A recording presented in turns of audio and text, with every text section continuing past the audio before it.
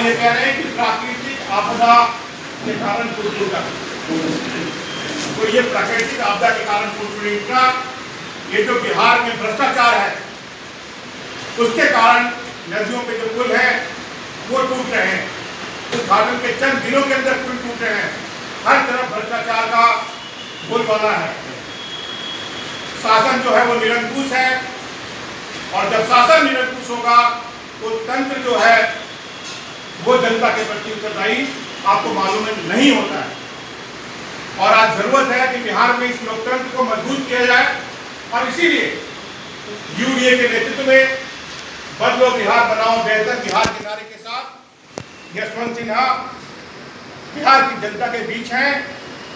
और हम यूडीए के जो साथी हैं, हमें खुशी है इस बात की कि यशवंत सिन्हा जी का दौरा जिन जिन जिलों में हुआ है जनता का अपार समर्थन हमें मिला है। कोरोना के तमाम तरह के रुकावटों के बावजूद जनता सोशल डिस्टेंसिंग का पालन करते हुए जनता ने आगे बढ़ करके पूरे जोश और खरोश के साथ माननीय यशवंत सिन्हा जी को उनके समर्थन में जनता आकर खड़ी हुई है। साथियों, प्रश्नों की अगली कड़ी में यूनाइटेड डेमोक्रेटिक अलायंस बिहार में अपराध के बढ़ते हालात पर चिंता व्यक्त करते हुए प्रदेश की नीतीश सरकार से पूछना चाहती है कि बिहार में अपराधियों का जो मनोबल है वो क्यों बढ़ा हुआ है। आए दिन हत्याएं हो रही हैं। पटना की राजधानी के अंदर आपने देखा कि हमारे जो वकील भाई हैं उनकी गोली मारकर हत्या कर दी गई सरेआम। और ये सिर्फ पटना राजधानी की कहानी नहीं है, बिहार के तमाम जिलों में, तमाम प्रखंडों में हर दिन हत्याएं हो रही है। हमारी जो महिलाएं हैं, जो माताएं बहनें हैं, उनका इज्जत चला जा रहा है। कौन है इसके लिए जिम्मेदार? बिहार में अपराध की बढ़ती अपराध की घटनाओं पर यूडीए चिंता व्यक्त करते हुए जनता की तरफ से यह आक्रोश पैदा करना चाहता है कि सरकार को यह चेताना चाहता है यूडीए कि आप वक्त रहते हुए अपराध पर लगाम लगाओ, क्योंकि यशवंत सिन्हा जी ने आने वाले चुनाव में ये नारा दिया है कि बिहार को हम अपराध मुक्त बिहार बनाएंगे। और आपको मालूम है यशवंत सिन्हा जी ने कहा है कि हम एक भी चुनाव में कैंडिडेट जो अपराधी चरित्र का होगा उसको यूडीए का समर्थन नहीं मिलेगा। हमारी जमानत जब्त हो जाए, लेकिन हम किसी अपराध के सवाल पर हम किसी तरह का कोई समझौता नहीं करने वाले हैं। अच्छे चरित्र के लोगों को यूडीए चुनाव में उतारने वाली है। प्रश्नों की अगली कड़ी के अंदर यूनाइटेड डेमोक्रेटिक अलायंस नीतीश सरकार से, जो बीजेपी और जदयू की ये सरकार है, डबल इंजन की सरकार, उससे ये पूछना चाहती है कि वर्चुअल रैली के नाम पर आज जो करोड़ों रुपए पानी की तरफ बहाए जा रहे हैं वो किसके पैसे हैं? पिछले दिनों नीतीश जी की जो वर्चुअल रैली हुई, जिस तरह से उसका प्रचार प्रसार किया गया, एक आंकड़ा बताता है कि 80 करोड़ रुपए एक दिन की वर्चुअल रैली पर खर्च किए गए। साथियों, मैं फिर से दोहराना चाहता हूं, ये आंकड़ा कहता है, मीडिया का आंकड़ा कहता है कि 80 करोड़ रुपए एक दिन के नीतीश कुमार सरकार की उनकी जो वर्चुअल रैली है उस पर खर्च हुए। यूडीए ये पूछना चाहता है, ये पूछता है नीतीश सरकार से और सुशील मोदी और नीतीश कुमार की सरकार से, ये पैसा कहां से आया? सरकार ये बताए जनता को, ये पैसा सरकारी खाते से आया है या पार्टी फंड से आया है? जनता को सरकार का इसमें हिसाब देना चाहिए, क्योंकि हमारा ये मानना है ये जनता की जेब से लूट का पैसा है, जो आज वर्चुअल रैली के नाम पे करोड़ रुपए बहाए जा रहे हैं। और इसीलिए साथियों, यशवंत सिन्हा जी, क्योंकि हमारे पास कोई भ्रष्टाचार का पैसा नहीं है और हमारा ये विश्वास है कि हम वर्चुअल रैली नहीं, हम एक्चुअल रैली में विश्वास करते हैं। और इसीलिए यशवंत सिन्हा जी लोगों के बीच सीधे जा रहे हैं, उनसे संवाद कर रहे हैं। साथियों, बिहार में शिक्षा का जो बदहाल हाल है उसके हम सब लोग वाकिफ हैं। हमारे छात्रों को बाहर जाना पड़ता है पढ़ाई करने के लिए। हजारों की तादाद में कोटा में हमारे बच्चे हैं वो पढ़ाई करने के लिए जाते हैं, जबकि वहाँ शिक्षक भी बिहार के हैं और छात्र बिहार के हैं। ये जो रेवेन्यू का लॉस हो रहा है, ये लॉस बिहार का लॉस है। यूनिवर्सिटी में पढ़ाई नगण्य है, शिक्षकों की जो बहाली होती है उसमें बड़े पैमाने पर भ्रष्टाचार और कदाचार है। इस सरकार को ये बताना चाहिए कि अभी जो बिहार राज्य माध्यमिक शिक्षक पात्रता परीक्षा है, बिहार SCET 2020 का आयोजन होने जा रहा है, उसमें कॉमर्स के छात्रों को क्यों शामिल नहीं किया गया है? हजारों की तादाद में कॉमर्स के छात्र हैं, उनकी जिंदगी से क्यों खिलवाड़ किया जा रहा है? ब्रिटिश सरकार को नौजवानों से इस तरह की जो गद्दारी है वो नहीं करनी चाहिए। आपको मालूम है, नौजवान जब जागता है तो बड़ी बड़ी सरकारें गिर जाती हैं। साथी, आज बिहार में बेरोजगारी है, नौजवान बेरोजगार है, भूख से तड़प रहा है नौजवान बिहार का। हमारे जो भाई है नौजवान वो दर दर भटक रहे हैं। मैं नीतीश कुमार सरकार से UDA ये कहना चाहता है कि नौजवानों का पेट आज भूखा है। नीतीश सरकार, ये भूख जब तक पेट में होती है वो भूख होती है, जिस दिन ये भूख पेट से निकलकर दिमाग तक पहुंचता है ये भूख क्रांति का रूप लेता है। और जब ऐसी क्रांति होती है, बड़े बड़े तनाशाहों की सरकारें उनके गद्दे हिला कर रख देता है। ताकि बड़े पैमाने पर आप देख रहे हैं निजीकरण हो रहा है, रेलवे का निजीकरण हो रहा है। हमारे 52 देश में ऑर्डिनेंस फैक्ट्रीज है, ऑर्डिनेंस फैक्ट्रीज औने पौने दामों पर, उनका निजीकरण के नाम पर, कॉर्पोरेटाइजेशन के नाम पर वो बेची जा रही है। हवाई अड्डे हमारे बेचे जा रहे हैं, किसको बेचे जा रहे हैं? पूरा देश अदानी और अंबानी के जेब में डाला जा रहा है। निजीकरण की प्रक्रिया रुकनी चाहिए, उस पर अविलंब विराम रखनी चाहिए। रेलवे को का जो बड़े पैमाने पर निजीकरण हो रहा है उस पर रोक लगनी चाहिए। UDA ब्रिटिश सरकार से और मोदी सरकार से कहना चाहता है, केंद्र की सरकार से, कि आप निजीकरण की प्रक्रिया को अविलंब रोको, वरना लाखों की तादाद में नौजवान सड़कों पर होगा और इस सरकार की खुले हिला कर रख देगा। साथियों, UDA की तरफ से मैं ये भी कहना चाहता हूं कि महंगाई अपने चरम पर है।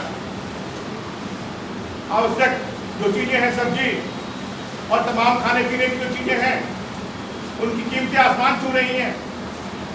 क्यों आसमान छू रही हैं? क्योंकि काला बाजारियों का मनोबल बढ़ा हुआ है। काला बाजारियों को किसका सह है?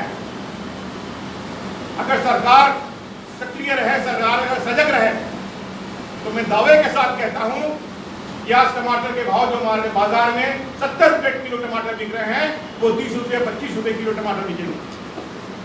आम जो हमारी महिलाएं हैं, जो घर चलाने वाली हमारी गृहिणियां हैं, उनके बजट उनका बिगड़ गया है। बढ़ती महंगाई पर, कालाबाजारी पर सरकार को अविलंब रोक लगानी चाहिए, वरना UDA सड़कों पर निकलकर सरकार से इसका हिसाब मांगेगा। मैं एक बात और कहना चाहता हूं, UDA ये भी कहना चाहता है, इस सरकार से कहना चाहता है, नीतीश सरकार से और मोदी की सरकार से हम ये पूछना चाहते हैं और कि पेट्रोल के जो दाम है, जब अंतर्राष्ट्रीय बाजार में कच्चे तेल की कीमतें कम हुई हैं, गिरावट पे हैं, तो ऐसे समय पेट्रोल और डीजल के दाम क्यों बढ़ रहे हैं?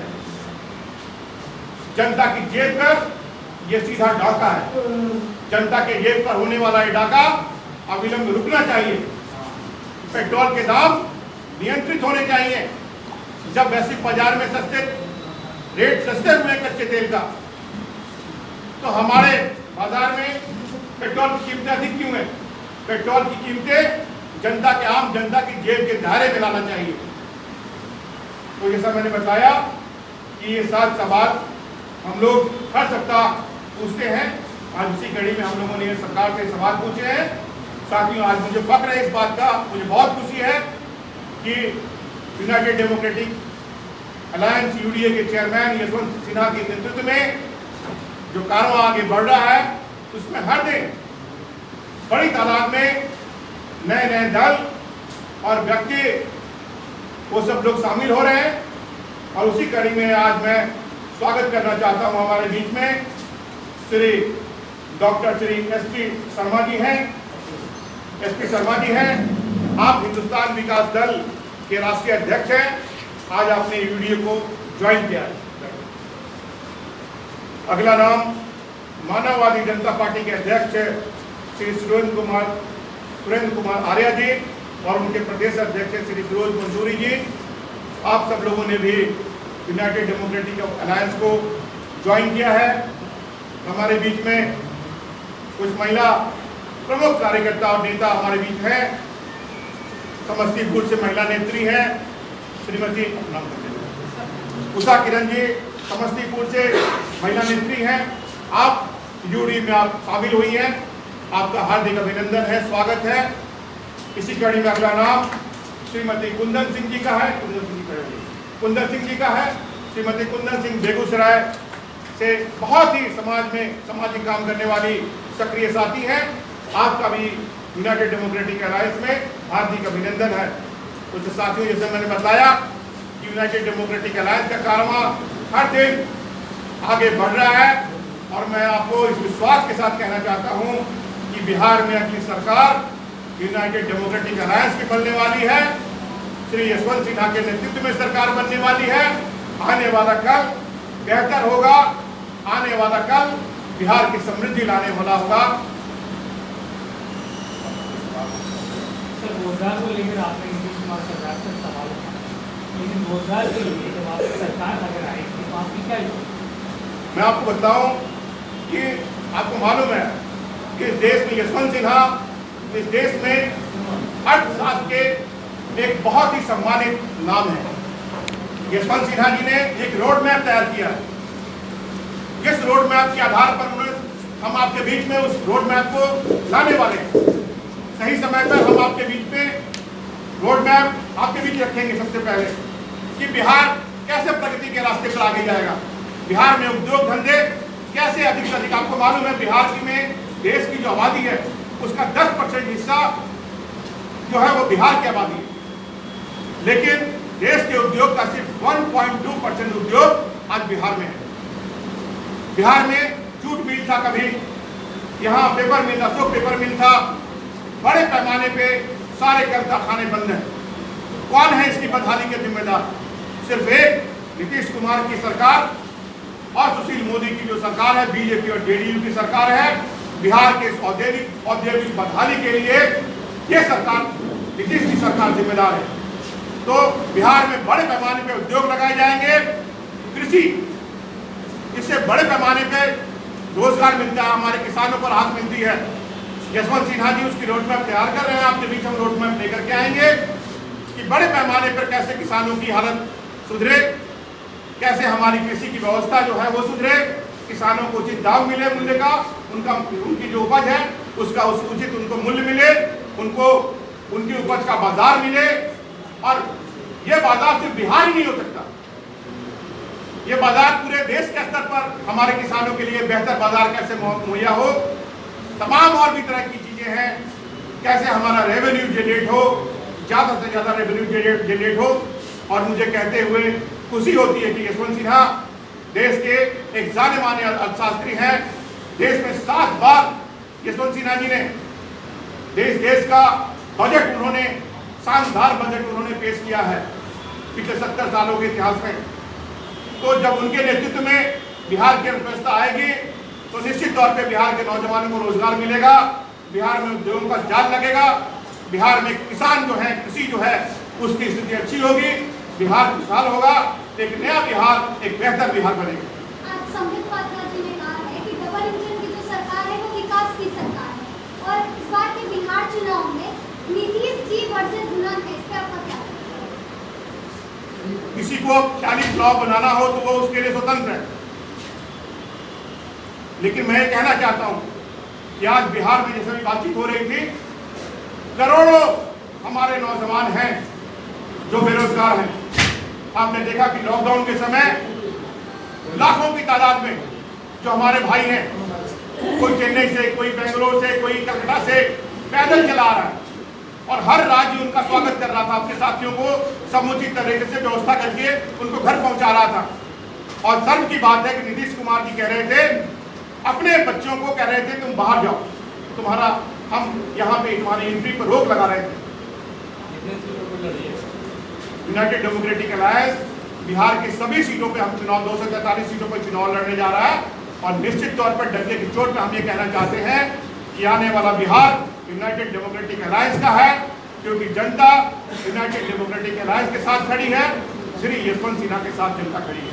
सर, आपने रोजगार को लेकर उदाहरण दिया, यूपी और झारखंड में काफी कम समय में विकास किया और रोजगार वहाँ मिले 1 साल में, तो कहीं ना कहीं बीजेपी की वहाँ सरकार है, तो बीजेपी को समर्थन करने की नहीं, बीजेपी की सरकार कहाँ है? झारखंड के अंदर, झारखंड ने यूपी की बात मैंने कही, यूपी 1 साल में विकास किया, जो अच्छी बात कही कि उसमें कोई दिक्कत नहीं, लेकिन मेरा ये कहना है कि पूरे देश में जिस तरह से और बिहार में विशेष रूप से लॉकडाउन से 6 महीने का नहीं है, बिहार में पिछले 30 सालों से लॉकडाउन है।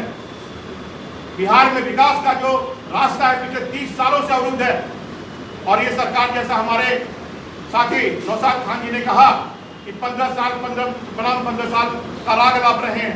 बिहार में पिछले 30 सालों से लॉकडाउन है। बिहार के नौजवान विकास को तरस रहे हैं और केंद्र की सरकार, चाहे वो मोदी की सरकार हो या यहाँ पे डबल इंजन की सरकार हो, ये दोनों सरकारें सिर्फ बात बनाने का काम कर रही है और नौजवानों को ठगने का काम कर रही है। और मैं आपको विश्वास दिलाता हूं, क्योंकि बिहार के खेतों और खलिहानों में यूडीए के हमारे साथी हर दिन जा रहे हैं, 24 घंटे हम लोगों के बीच में हैं। आने वाले समय में बिहार की जो वर्तमान सरकार है, इनके उम्मीदवारों की जमानत जब्त होने वाली है। जनता पे इतना गुस्सा है, इतना रोष है इस सरकार के खिलाफ। सर, आपने कहा और विपक्ष और जो यहाँ का स्थापित विपक्ष है वो नदारद है। और यशवंत सिन्हा जी ने कहा है बार बार कि अगर विपक्ष यहाँ पे काम कर रहा होता तो यशवंत सिन्हा को आने की जरूरत है। आपने बात करी कृषि की, एग्रीकल्चर, क्योंकि बिहार एक कृषि प्रधान ये प्रदेश माना जाता है। तो संबित पात्रा जी ने आज कहा है कि किसानों के लिए जो माननीय प्रधानमंत्री उन्होंने काफी योजनाएं जो है वो प्रोवाइड करवाई है। ऐसे में अगर आपकी सरकार बनती है तो कृषि के क्षेत्र में क्या अलग आपकी सरकार है? ये झूठ का पुलंदा है। टीवी चैनलों में बैठकर बीजेपी के प्रवक्ता सुबह से शाम केवल झूठ का आडंबर बोलते रहते हैं। इस देश में किसानों की जो बदहाल स्थिति है, 2014 के बाद जो स्थिति